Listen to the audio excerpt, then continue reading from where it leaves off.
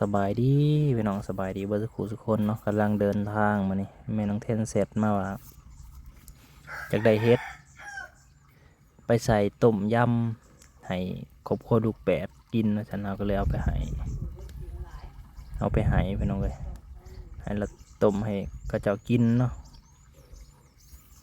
ก็ข้าเจ้าได้กินอิ่มก็ถือว่าดีใจนำเนาะเพราะว่าอยู่บ้านข้าเจ้าก็บ่ได้ค่อยได้กินนั่นแบบนี้นะบ่ค่อยได้กินแบบนี้กินเต็มที่เลยวานอิ่มแต่พอตื่นเช้ามาเบิดแนวกินแม่น้องเทนก็ต้มยำมาสั่นต้มยำปลาทูให้เขากินได้กินปลาทูนี่ก็ถือว่าอาหารดีแหละนะสำหรับครอบครัวเพิ่นก็ได้เพราะว่าอยู่บ้านมันก็จะกินแต่กบแต่เกียดไปนั่นนะกินไปข้ายอมรับว่าเขาเจ้าเก่งในเว้าตามความจริงนะเขาเจ้าเก่งคันบ่เก่งบ่สามารถเลี้ยงลูก7 คน 8 คนได้ใหญ่ปานนี้ดอกลูกเพิ่นก็8 คนแต่ว่าคนหนึ่งน่ะเสียชีวิตด้วยนะหลายคนก็ถามก็มีลูก7 คนคือว่าลูก8นะนี่ก็บ่ฮอด5แล้วพี่น้องเอ้ยเฮ้ยมูมี่อะไรมีอย่างที่ดีมากอันนี้แปลกที่มองมันนี่สบายดีพี่น้อง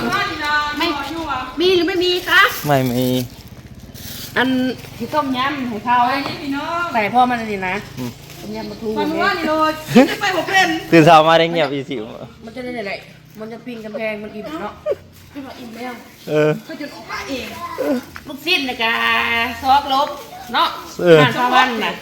ชาวเสียงมวนซองลบติตอนแรกมาใหม่ติน้องมันนี่บ่มียังบ่ได้เนาะFC ทางนี้บ่มียังบ่มียังอีกบ่ขนมนมเนยกับว่าไปให้มันกินจนแบบเขาอิ่มแล้วนั่นนี่นะโอ้คือมิดแต่จะฟังเบิ่งตอนเฉยๆตอนนี้เขาพักมันเนาะคันมีเขาก็ติดต่อมาเนี่ยคือหมอนเมื่อวานยังแล้วมาขึ้นมาเรื่อยอยู่หน่อยนึงเขาก็กินแต่มันจะกินตอนไหนทั้งพัดทั้งลูกชิ้นทั้งไม่เสียบสารพัดเข้าไปใช่ไหมคุณจักไปทางนั้นบ่แม่นเขาสวนกูบอกมีสวนไปโลดกูแหละโอ้คุณมาแป๊บสิโอ้ยเนาะเขาจะสิวันนั้นมันขึ้นไหลเขาตอนที่2เฮาพายจะท้องใจบอกว่าเฮาเล็กน้อยนี่เขาขี่รถนะโอ้ตอนที่2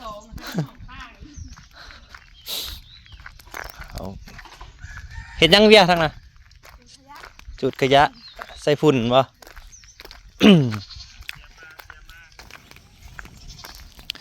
สมสวนเพิ่นกับพี่น้องโอ้บักม่วงเพิ่นเป็นลายเด้อจับลาย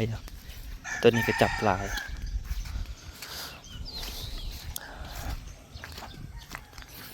ผมมีไฟสั่งข้าวผัดบ่มื้อนี้จะผัดมาส่งอีกมีเมนูใหม่มาส่งบ่มีมียังเฮ็ดให้กินเท่านั้นแหละกินนั่นต้มไข่ไปซะก่อนย่างบ่มีกับบ่มีเลยกำลัง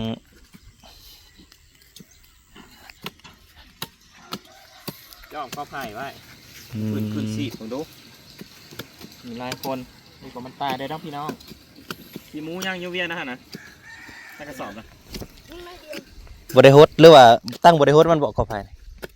ดูไม่ครับโอ้ของบริใส่อีสังเนาะมันบริกินในเหงาได้มันกินทางนอกไปได้มันกินทางนอกไปได้อาหารนะกันเจ้าฮดทางนอกนี่ออกก็ได้นะออกเฉยนะเปลียงน้ำใช่ไหมโลดให้มันเต็มเดินฮดเหงาฮดพี่บ่แม่นฮดเหงาน้ำแล้วก็ฮดมาใส่พี่เห็นบ่หากมันออกมาทางนอกมันจะดูดกินน้ำอยู่เท่านอกคือทางในเนี่ยมันบ่คอยดูดมันได้ดอกบ่มันบ่เขาเคยฮดมาแล้วเด้เขาทางจุดขยะบ่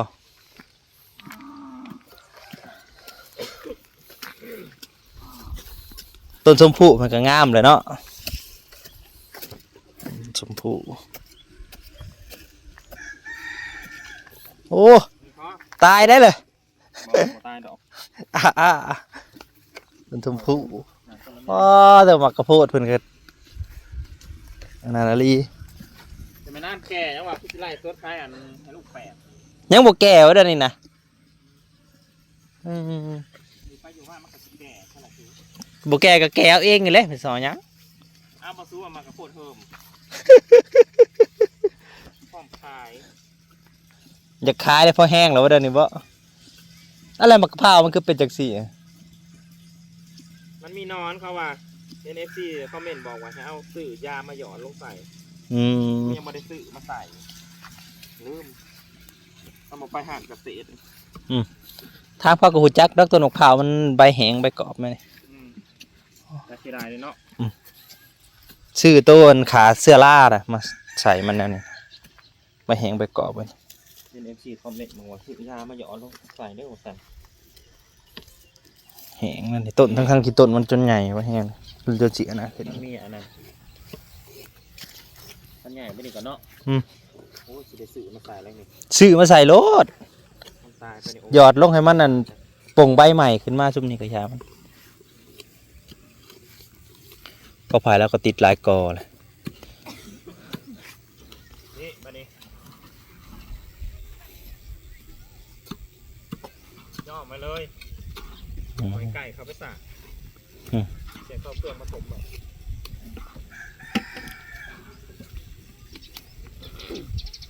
ใส่อีกน้อยๆโมเมนต์มันลอยลงน้ำหรือบ่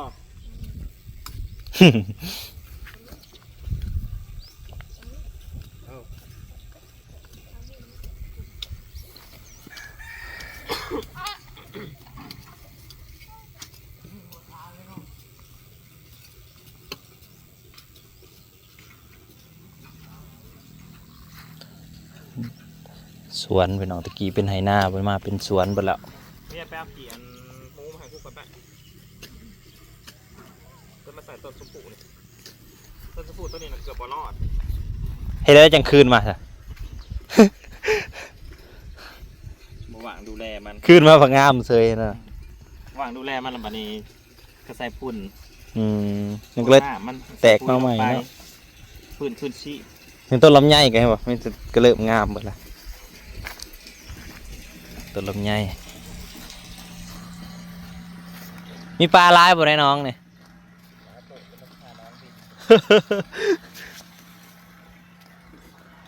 โอ้อ่อยแล้ว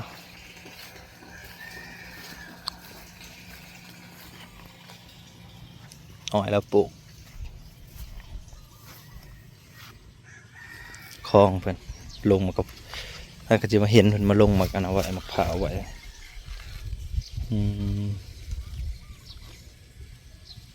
ประตูทางออกอยู่นี่เนาะต้นอิหยังเด้เนี่ย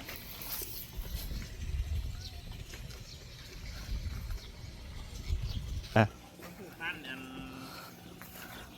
ผักทิม มีแนวหลายแบบหลายแนวเนาะ FC ตัวใหญ่ใจดีเปิดฝากมาให้ อ๋อมาแต่ภาคไทยผู้ ต้นหน้ากับต้นนี้นะ แล้วพอมันยังก็คือต้นหว่า เกือบตาย สิได้กินหมากแล้วนี่บ่ได้เฮิงได้นี่ปีหน้าจะบ่เป็นบ่จัก เดี๋ยวตายนะลูกสู้ๆนะ บ่ตายดอกมันใหญ่กว่านี้ล่ะต้นสม มาบอก พู อันทางไหนมันอันว่างบอกแบ่งโอ้ยเลือดทำนี่ที่ว่ากระสอบหนึ่งนะ เอาไปใส่ไว้ในมือ คือได้เลยเนี่ยมันใส่ได้เลย โอ้ยนี่จ้ากี่ดอกยังไรอยู่ชีวิตยังไม่ยังก็แบกอ่ะดังสา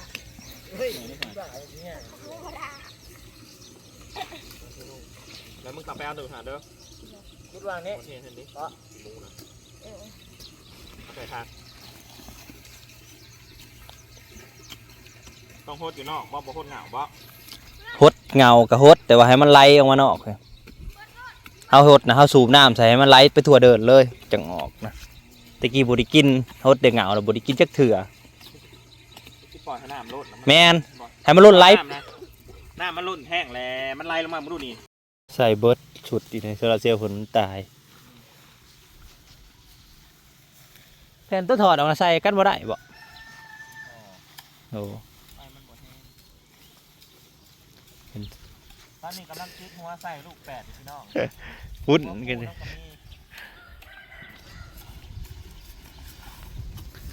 อ้าวมื้อนี้สิมีหยังมาให้กินอีกเด้มื้อนี้ มียังก็สิลงไปหาคุดเขียด เออ หาลงทง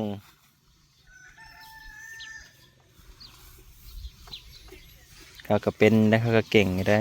เฮ็ดเวียกก็ได้บางคนเคยเฮ็ดเวียก ถูกต้องเนี่ยเอาการเหงามาหน่อย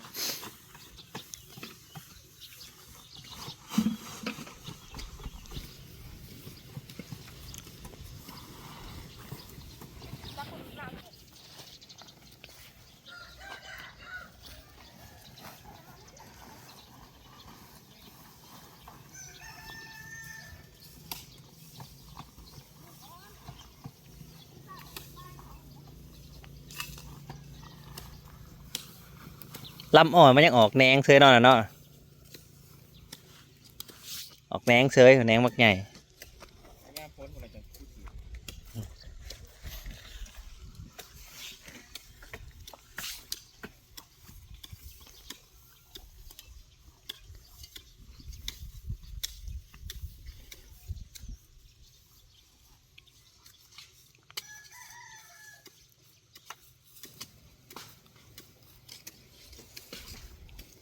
กอไผ่เจ้าซื้อมาบ่ลำมันนะตะบิดนะอ่า ซื้อมาลำเดียว อืม ซื้อมาละ4ลำ มันก็ติดเบิดเนาะ ที่จริงว่ามันสิบอกถึงมาปลูกมันก็ปลูกงามแร่ ติดเซยไผ่กิมซุงไปเนาะน้ำโซลาร์เซลล์เจ้าใกล้ๆนี่โอ้ยดึงเสร็จแล้วยำอันนั้นเดี๋ยวหน้าฝนนี่มันก็จะออกลำใหญ่แล้วบัดนี้ก็เริ่มใหญ่ขึ้นแล้วก็ใหญ่แล้วบัดนี้ พวกนาโค้ดนี่แหละสุดท้ายไหนเนาะ อืม มันก็จะขึ้นมาใหม่ ขึ้นมาใหม่แล้วใหญ่ได้บัดนี้ลำใหญ่ขึ้นแล้วก็ใหญ่ เราจะซื้อได้กิน อืม กินซุ่งวะ กิมซุงหน่อไม้ลืมแรงว่าซั่นแต่มาอยู่บ้านเฮาก็แรงยังบอกทางฝั่งไทยคือว่าบ่ค่อยฮดมันปานใดก็ชื่อว่าตั้งสลุสละออกดีหนอมันน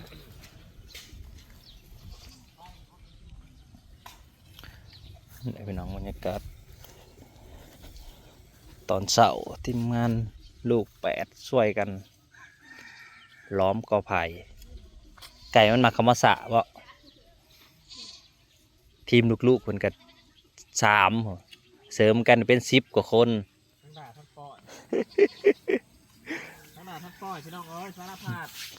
ด่าทั้งปล่อยแต่เศร้าๆปุติ เครื่องด่ากับบ่ให้เว้าพร้อมทำงานถูกเวลาคือยังนี่มาอ้อมสักทีผูเจ้าตัวขาวผูมาอ้อมน้ำบางทีญาติมันบอก ขอกันใหม่เด้อน้องขอบคุณอาราที่เข้ามารับชม สูตร